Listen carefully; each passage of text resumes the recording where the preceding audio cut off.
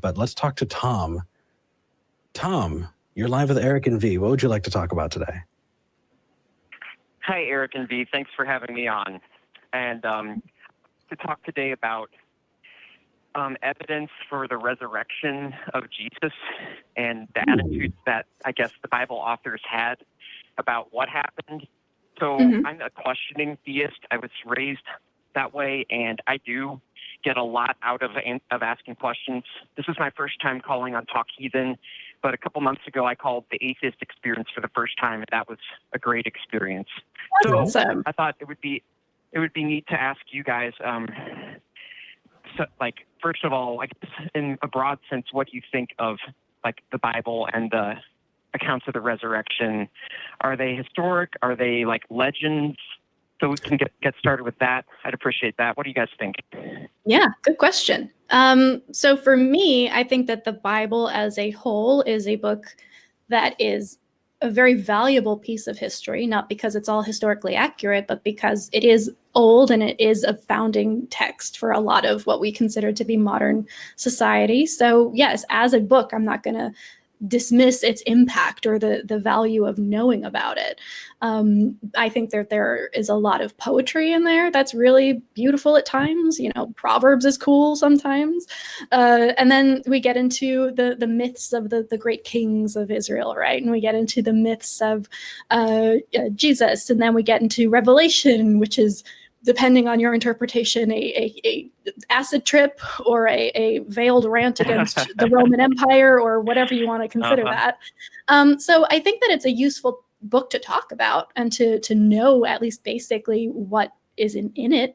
In terms of Jesus specifically and the resurrection, I think that probably there is a grain of truth in that there was some kind of vigilante, for lack of a better word, a rabbi that was against the Roman Empire and railed against the fact that Rome controlled Jerusalem and raised up a small group of followers with talk about a new kingdom and a new God is coming back and he's going to crush our enemies and all of this. And then he probably got crucified, like many dissidents did at the time.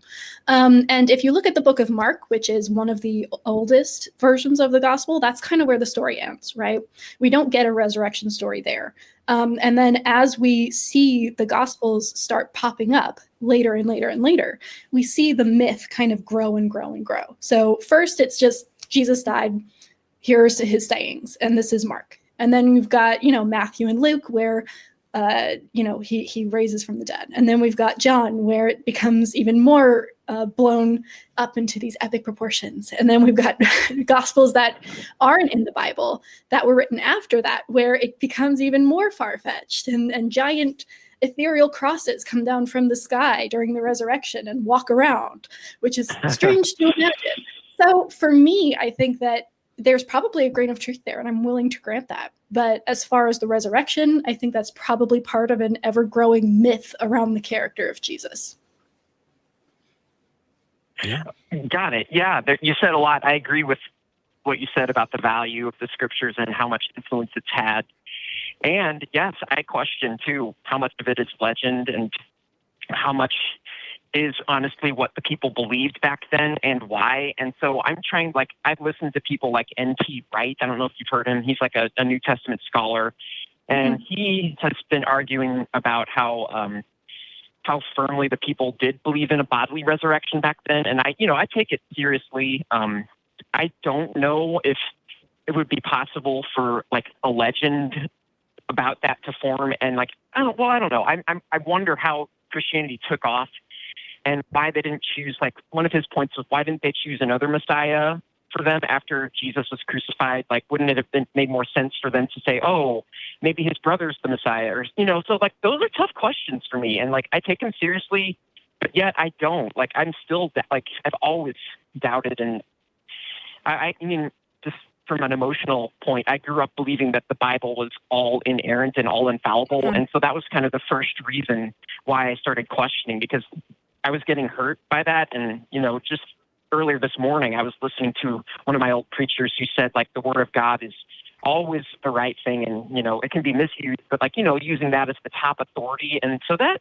scares me. And, I'm on a journey but yet I I'm not ready to just say, okay, I know for a fact it was a legend. Like, I'm still searching for an explanation for why the people in the Bible like wrote as if maybe there was a physical resurrection. So I'll stop there. Don't want to go on too long, but like, do you get it at all? And like, Oh, I want to know, like, are totally. there other religions? Totally. Like, so, okay. Yes.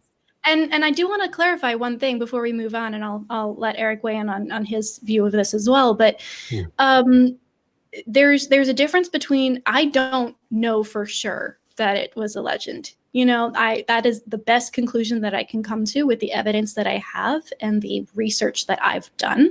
It's the version that has the fewest assumptions about things I can't prove, like the existence of a god or an afterlife or the possibility of resurrection.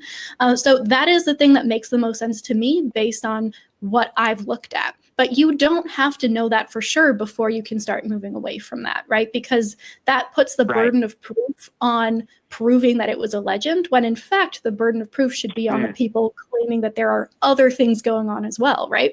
Oh, it was God, it was a resurrection, it was the supernatural, he was the Son of God, all of this. Okay, well, we don't have to disprove that. We have to prove that. And if you can't do that, then that's where that questioning comes in, and that looking for, okay, I can't prove that. I don't see sufficient evidence for that. What other explanations are there that might be a little bit more grounded in reality and what I can discover myself? So just in terms of that. Also, if you're looking for more research, the Lost Gospels, or Lost Christianities rather, by Bart Ehrman, is beautifully written. It is so interesting, and I definitely would recommend that. Yeah. Cool. Thank you. If I can weigh in just a little bit, but I want you to have the opportunity to respond to V. Sure. Yeah, if there's anything, because I'm going to keep going. So if there's anything you wanted to throw in before I do. No? Okay, cool. Go for it. It sounds like what you're saying, and please correct me if I'm wrong. It sounds like you're saying that you need to understand why these apostles thought what they did in order to prove or disprove the claim. It sounds like a lot is hinging on what was in their minds. Yeah, I'm curious as to why they believed that and why it became a phenomenon. And sure, that makes sense. Yeah, it does. It absolutely does. Here's the thing: I think you're setting yourself up for some failure here, man. And I'll tell you why. Right? Let's go through both of the scenarios where they, let's say they honestly, truly believe that they had an experience. That still doesn't mean that experience happened. It could be, there are plenty of people, and I know I point out cults who say, that their cult leader, they saw their cult leader perform miracles. How do you know that those people weren't deceived? I think they could have been very honest about it. But whether or not they were honest about it doesn't impact whether or not the claim is true. And so whatever was in their minds doesn't really impact whether or not the resurrection happened. All it does is talk about what was in the apostles' minds. And it makes me think of an episode that I believe it was V and Jenna Belk on the Atheist Experience, where someone called in who was Jewish. And they said that they were given the task, you have to find a fish that has no scales and no fins. And if you can find a fish that has no scales and no fins, then you've proved that God does not exist. What does that have to do with anything? Right? There's a similar Muslim one, and that is if you can make the sun move the opposite direction. So instead of rising in the east and setting in the west, if you can make the sun rise in the west and set in the east, then you can disprove them. Neither of those things have anything to do with the truth claims made in their books. They're just setting up some impossible task for you. And I think if I remember the episode correctly, V, correct me if I'm wrong, but you said, until you can show me a unicorn, I'm right. Yeah. So you need to bring me a unicorn. Two can play at that game. Yeah. And until you do, then I'm right about pretty much everything. And but you see how those things are not connected?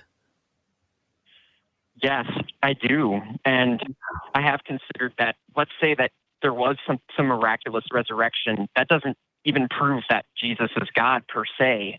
Right. Like maybe it could prove that it's a weird world we live in and we don't know something. So I know that like it takes another whole step to say, oh, everything in the Bible and all the claims are true in it. So yes, I'm aware of that. And that's what keeps me questioning.